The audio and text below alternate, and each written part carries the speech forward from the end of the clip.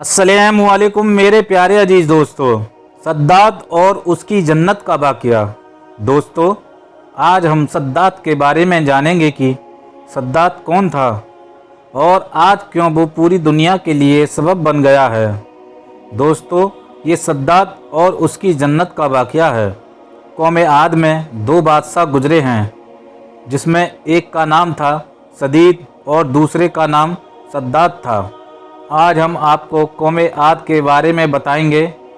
ये ऐसी कौम गुजरी है जिसके बारे में अल्लाह ताला ने फरमाया है कि हमने इस जैसी कौम दुनिया में दोबारा नहीं पैदा की, क्योंकि तारीख़ बयान करने वाले अक्सर उल्मा ने हज़रत हूद अलैहिस्सलाम के बाद सद्दात का बयान किया है। उनकी मौजूदगी में ये वाक़या बयान किया गया था ताकि ईमान वाले इसे सुनकर सबक हासिल कर सकें और खुदा की कुदरतों का नज़ारा देखने से लोगों की नसीहत हो। आद कौम में सदीद और सद्दात दो भाई थे। यह दौलत वाले, इज्जत वाले बादशाह थे। शाम मुल्क में उनका मुकाबला था। दिन रात हुकूमत करना ही उनका काम था। सदीद और उसके लोग अगरचे शिक्र की हालत में जीते थे, लेकिन वो बड़ा इंसाफ वाला था। उसके इंसाफ से शेर और बकरी एक जगह पानी पीते थे। कहा जाता है कि एक दिन उसकी अदालत में दो आदमी आए। उन दोनों ने अजीब हालत बताई।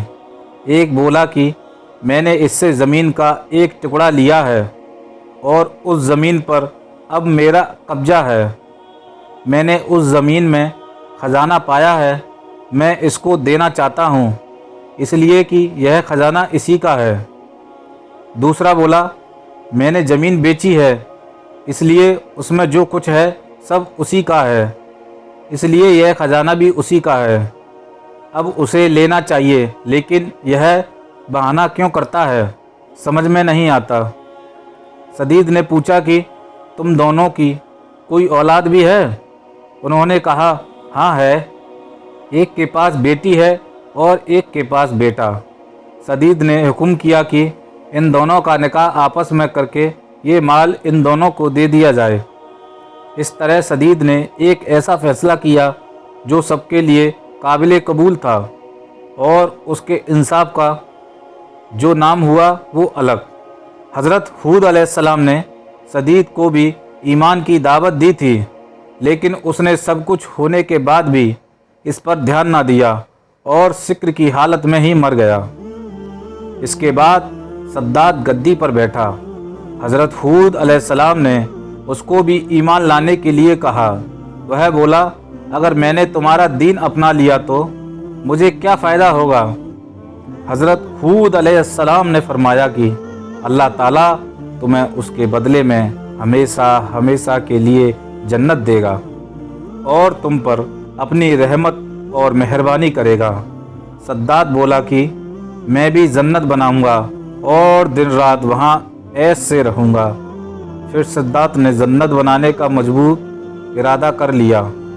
उसने मुल्क के कोने कोने में आलमों के पास पैगाम भेजा। उन्होंने हुक्म के मुताबिक सोना, चांदी, हीरे, ज़वारात भेजे और हुक्म दिया कि जितने मुस्क अंबर और मवारीद उसके हाथ आए वो सब जमा करके उसके पास लाया जाए। हर तरह का सामान जमा करने के बाद उसने एक खूबसूरत और मनमोहक जगह की तलाश शुरू की, और उसे वो जगह भी मिल गई। वो ऐसी जगह थी जहाँ की हवा भी जन्नत की हवा की तरह खूबसूरत थी। उसने उस जगह पर तमाम हीरे जवाहरात जमा कराए, बड़े बड़े तेज किस्म के कारीगर बुलवाए और इमारत की मजबूत से मजबूत नींव डलवाना शुरू कर दिया।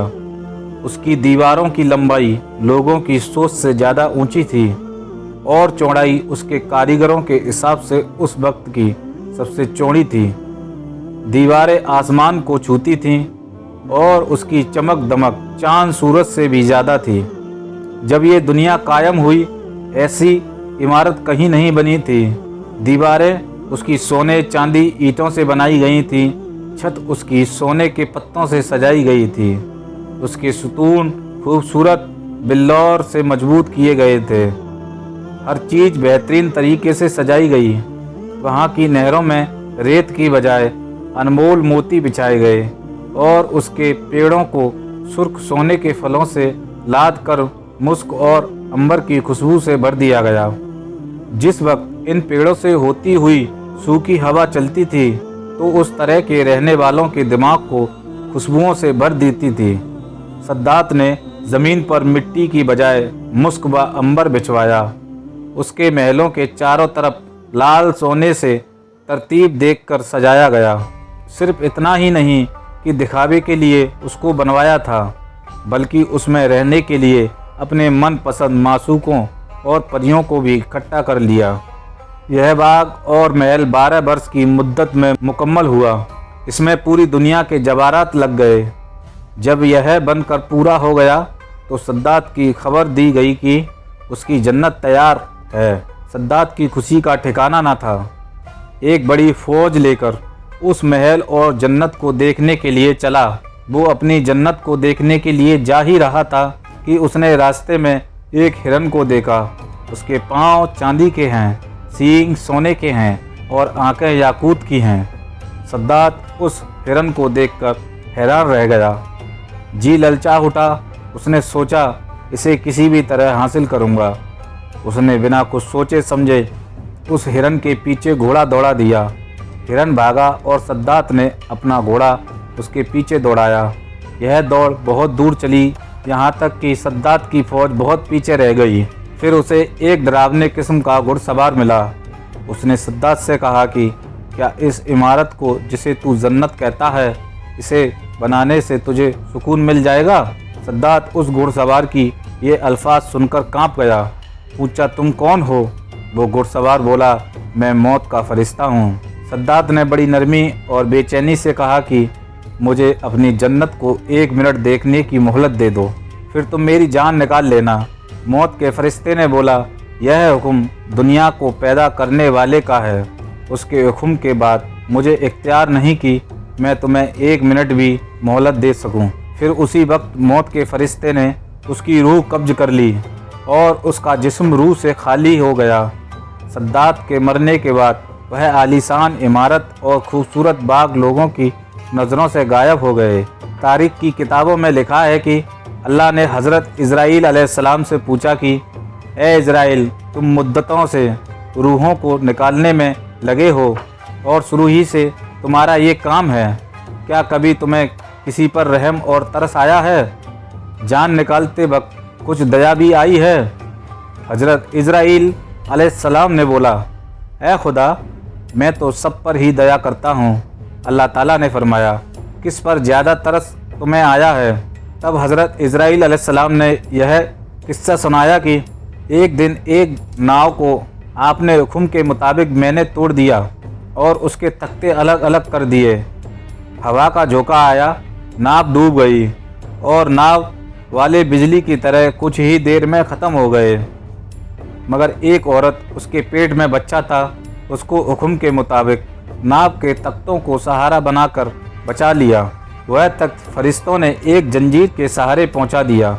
जिस वक्त एक लड़का उस औरत के पेट से पैदा हुआ तो माँ बहुत परेशान हुई।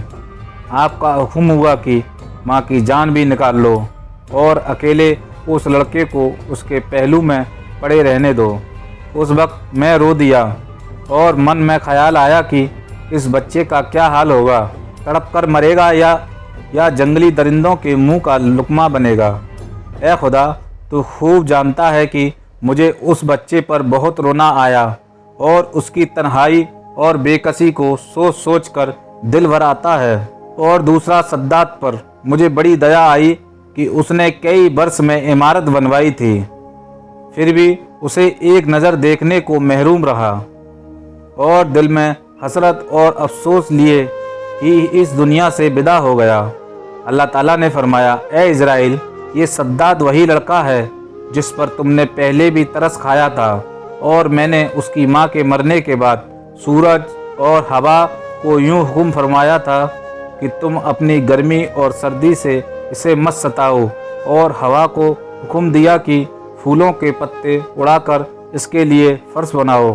फिर उसके दोनों अंगूठों से दूध और शहद की नहरें मैंने बनाई। कितनी मेहरबानियों के साथ मैंने उसकी जान बचाई।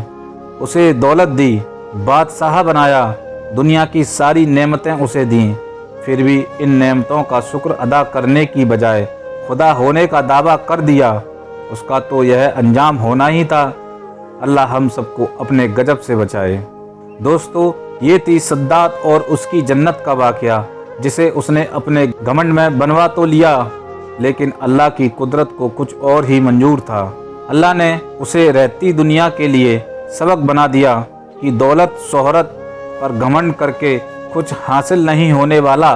हर किसी को उसके लिए अमाल का बदला मिलेगा। सद्दात को भी अल्लाह ने बेशुमार दौलत और ताकत अता की, लेकिन वो खुद को खुदा के बराबर समझने लगा था। और आज पूरी दुनिया के लिए वो नसीहत बन गया कि कभी दौलत पर घमंड मत करना। दोस्तों, अल्लाह ताला की बारगाह में दुआ है कि अल्लाह ताला हम सबको अच्छे काम करने की तौफीक दे और अपनी दौलत की सही काम में खर्च करने की तौफीक दे। हम सबको गुमराही से बचाए और ज़्यादा से ज़्यादा नेक काम करने की तौफीक दे। आमीन।